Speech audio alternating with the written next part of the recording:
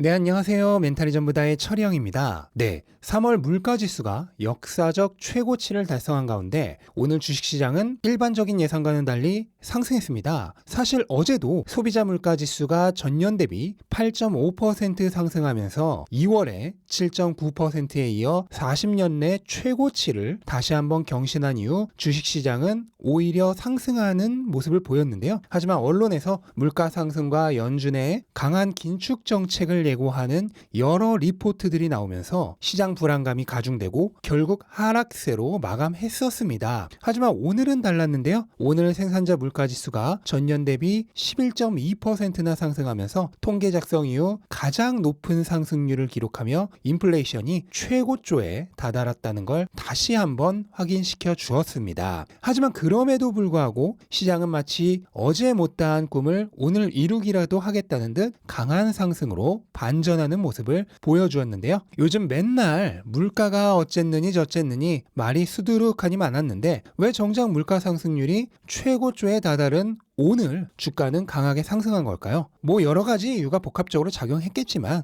크게는 두 가지 이유가 있다고 생각을 하는데요. 우선 첫 번째는 주식시장에서 너무나 비일비재하게 일어나는 일이죠. 뉴스에 팔아라 현상입니다. 주식시장은 항상 소문이 돌 때 가격이 오르다 막상 뉴스가 발표되면 가격이 내리기 때문에 소문에 사서 뉴스에 팔라는 얘기가 있죠. 마찬가지로 악재의 경우는 소문이 돌 때 가격이 미리 내리고 막상 뉴스가 발표되면 가격이 오르는 경향이 있습니다. 그러니까 뉴스에 팔아라에 반대되는 현상이 일어난 거라 보시면 되겠는데요. 제가 5월 초에 있을 0.5% 금리 인상, 일명 빅스텝 금리 인상에 대해서도 마찬가지의 예상을 하고 있는 이유입니다. FOMC가 다가오고 연준 의원들의 금리 인상에 대한 발언들이 쏟아져 나오고 뉴스에서는 5월 FOMC에서 한 번의 금리가 0.5% 오를 것이다 라며 사람들에게 공포심을 불어넣는 얘기가 연일 보도될 겁니다. 그렇게 되면 시장에는 또다시 공포 분위기가 휘몰아치면서 주가가 약세를 보이겠죠. 그러다 정작 5월 4일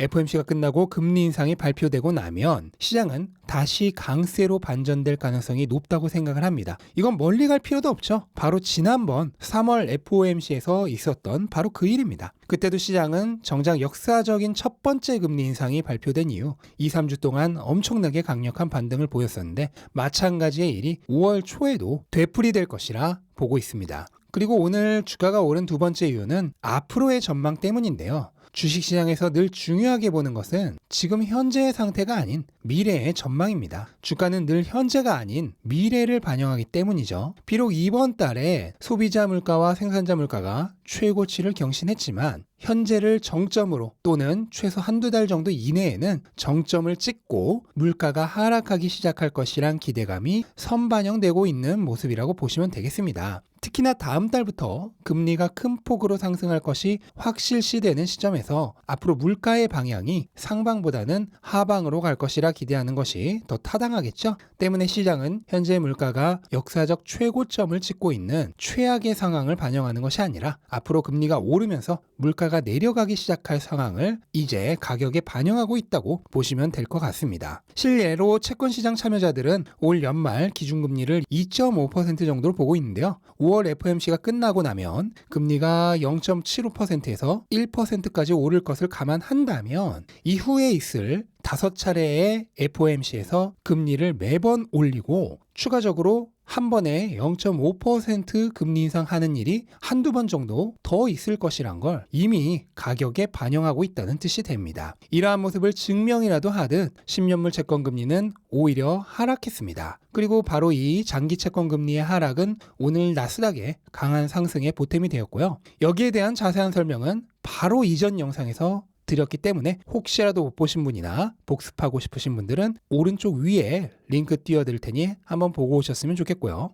2년물 채권 수익률은 10년물보다도 더 큰 폭으로 하락하면서 경기 침체의 신호라며 모두가 걱정했던 장단기 금리차는 역전되었다 재역전된 이후 차이를 다시 벌려가고 있습니다. 자, 여기까지는 신문이나 뉴스만 봐도 다 알 수 있는 사실들이었고요. 지금부터는 뉴스에는 나오지 않는 진짜 얘기를 해보겠습니다. 이렇게 물가가 급등하고 미국이 금리를 올릴 거라는 예고가 나오면 시장은 변동성이 커지면서 불안감이 상승합니다. 그에 따라 각종 언론에서는 리스크 관리를 하라는 얘기가 나오면서 사람들에게 현금 보유를 부추기고 주식을 팔라고 얘기합니다. 실제로 이런 분위기에 휩쓸려 투자 시장을 떠나 은행으로 돌아가는 사람들도 속출하죠. 저는 이러한 모습을 보면서 너무 안타까운 마음을 이길 수가 없었습니다. 각종 언론에서는 조회수와 이슈화가 사명이죠. 그들은 사람들이 돈을 벌건 잃건 상관이 없습니다. 그저 더 많은 조회가 이루어지고 그로 인해 더 많은 광고비를 유치할 수 있다면 그걸로 충분합니다. 때문에 최대한 자극적인 예측을 섞어가면서 실제 투자자들에게는 전혀 불필요한 노이즈에 가까운 뉴스를 양산해내죠. 증권사나 금융사들의 경우는 어떨까요? 그들은 투자자들이 언제 사고 언제 파는지에는 사실 별 관심이 없습니다. 그들은 그저 투자자들이 최대한 많은 거래를 하도록 부추기면 그만이죠. 그들에게 있어 가장 꼴보기 싫은 사람은 바로 저 같은 장기 투자자입니다. 거래 수수료가 전혀 나오지 않고 펀드에도 가입하지 않으니 돈 한 푼 되지 않는 진상 고객이죠. 그들은 조금만 시장이 불안해지면 일단 팔고 보자라면서 허겁지겁 매물을 던졌다가 다시 오르기 시작하면 늦기 전에 타자 하면서 또 허겁지겁 달려드는 불나방 같은 사람들을 선호합니다. 그 잦은 거래 속에서 돈이 나오기 때문이죠. 그래서 조금이라도 안 좋은 뉴스가 나오면 그걸로 사람들의 불안감을 조작해서 주식을 팔게 만들고 이때 헐값의 주식을 사는 추가적인 이익까지 취하죠. 그리고 시장이 조금만 좋아져도 이젠 내일부터 매일 오르기라도 할 것처럼 사람들의 포모를 조장하면서 주식을 사게 만들고 거래세를 뜯어내고 헐값에 팔았던 주식을 이들에게 떠넘기면서 이중이득까지 취합니다. 그 다음부터는 바로 이것들의 반복입니다. 지금까지 설명드린 내용은 대부분의 개미 투자자가 보여주고 있는 전형적인 시장의 패턴이고요. 동시에 장기적으로 반드시 돈을 잃는 방법이기도 합니다. 바로 카지노의 룰이죠. 카지노는 이기고 질 확률이 50%만 돼도 돈을 법니다. 왜냐하면 손님들이 칩을 바꿔갈 때 내는 약간의 수수료만으로도 결국 돈을 벌기 때문입니다. 반대로 얘기하면 플레이어는 50%의 승률로는 돈을 벌 수 없다는 얘기죠. 조작된 뉴스와 분위기에 휩쓸려 대중 심리대로 움직이는 개미의 승률은 사실 50%조차 되지 못합니다만 설사 50%의 승률을 만들어낸다고 해도 돈을 벌 수 없습니다. 거래 비용과 세금 때문이죠. 그럼에도 불구하고 오늘도 수많은 개미들이 나는 다를 거야. 다른 사람들은 실패했지만 나는 똑똑해서 시장을 이겨먹을 수 있어. 라는 근거 없는 자신감과 함께 팔았다 샀다를 반복하고 있습니다. 이 모습을 조금만 떨어져서 냉정하게 관찰해 보십시오. 무엇과 같나요? 카지노에서 도박을 하고 있는 도박 중독자들의 모습과 별 다를 바 없는 모습입니다. 제 아무리 좋은 주식이라도 단기적인 승률은 50%에서 크게 차이가 나지 않습니다. 이러한 50%에 거는 걸 뭐라고 하죠? 도박입니다. 우리는 늘 100%의 베팅을 해야 합니다. 그 100%는 뭔가요? 물가가 1년 만에 10%가 올랐습니다. 이 10%는 진실일까요? 물가에 대해 조금만 알아보고 공부해 보신 분이라면 이 10%조차 조작된 통계라는 걸 쉽게 아실 수 있을 겁니다. 버거킹이 12% 오르고 롯데리아가 8% 올랐으면 작년에는 버거킹으로 조사했던 햄버거 가격을 올해는 롯데리아로 조사하면 물가 상승률은 감쪽같이 12%에서 8%로 내려옵니다.